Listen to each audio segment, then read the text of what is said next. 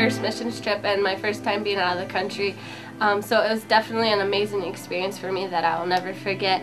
By far the hardest thing for me to get over was the language barrier. I've never been in a place where I'm one of the few people that speak English, and I don't know what's going on, and I can't understand, and I can't communicate with people.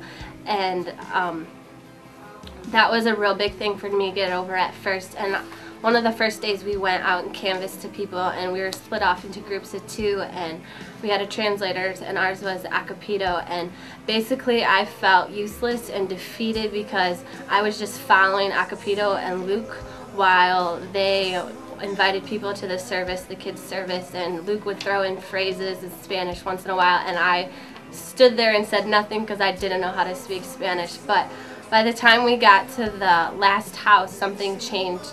Agapito went to invite them to come to the service, and they continued to talk more and more, and as they talked, you could tell that the conversation had changed and something bigger than just a casual invite to the service was going on.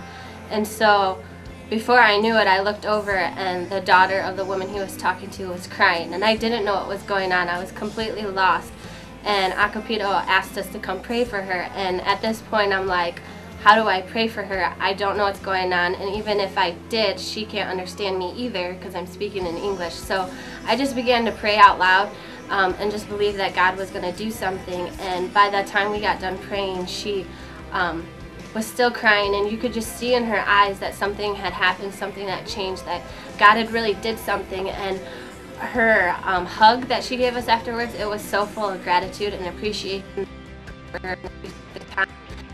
To me, that was amazing because even with the language barrier, God still used us and God still moved in her life, and I didn't even care that I didn't know what her situation. It didn't matter anymore. All that mattered was that God had touched her. Later in the week, we did find out though that what had happened was 9 months earlier her husband was murdered and shot, and that guy was in jail, but she had prayed every day that he would die, that somebody would kill him, because she was so angry about what happened. And while we were praying for her, she forgave that man, and she asked God to forgive her for those praying that every day. And to me, that was what I saw in her eyes. I saw God take that burden and that heaviness in her heart. I saw him take that away. I saw him change her, and I saw him take something that she thought it was impossible to forgive a man like that, and God did the impossible. So it was just an amazing thing to see, an amazing God's grace to see that I'll never forget. And so that's why I believe He's doing something in my day. My testimony is we were handing out candy, and it was probably like 500 or 600 kids. It was the second day, and it was just hectic, and I had dropped a few candies on the ground. And one of the, not Haitians, but one of the Dominican kids was so kind that he took the candy and he put it back in my bag or gave it to me in my hands. And this happened multiple times, and the same kid, every single time, picked up the candy and just gave it to me. And that spoke a lot of volumes to me because they don't get a lot of candy, or they don't get a lot of extra stuff like we do. And yet, he was humble enough and had integrity to give that back because he knew it wasn't his. So that made me realize that we are very blessed in America to have the ability to go to a candy store and just buy whatever candy we want. And it just opened up my eyes to how humble the people are, and they rejoice the Lord in everything that they do. And one other thing I had was we were at the resort the first night. I had an awesome moment with God, just swimming in the ocean at night. It was one of those moments that you can't describe, but you knew that God was there because the stars were brightly lit, and I just looked up in the skies, and it was just, I felt invincible for a moment.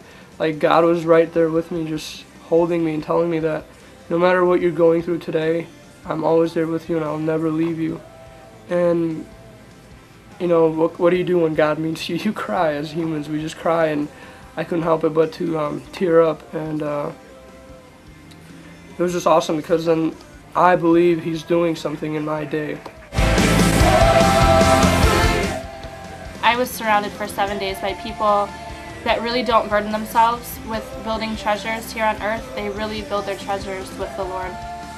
And before I left, I had a pretty good idea of what I was going to see, but it's completely different when you're standing in the middle of it. The children there changed my life forever, and I built relationships with missionaries and my teammates that will last a lifetime. I praise the Lord for showing me how to use my time and my energy and my passion in a way that directly affected and changed people's lives and hearts forever. I also praise Him for giving me the courage to step out into the world when I was afraid. And I'm so thankful for being given the opportunity to be a living and breathing example of the love that He's poured over my life. There are people in this world that are dying, and they're desperate for food and water and education and hope. And now I see that I just don't want to be on this earth to take up space. I really do want to make an impact, and I really feel that the 12 of us did just that last week. And not only did we make an impact in their lives, they made an impact in ours. So I may look like the same girl that left to go to the Dominican Republic on this mission trip just last week, but inside I'm completely transformed forever. I believe He's doing something in my day. Hey, this is Matt and Carrie Love, and we just want to send a big thank you out to Bedford Christian Community for sending a team here to help Latin America Child Care in the DR. We love you guys, and you did an amazing job touching the hearts and lives of the children and the people of the Dominican. We know we worked you guys hard, we know we pushed you hard, but we hope you enjoyed your day at the beach. We love you guys. Bye-bye.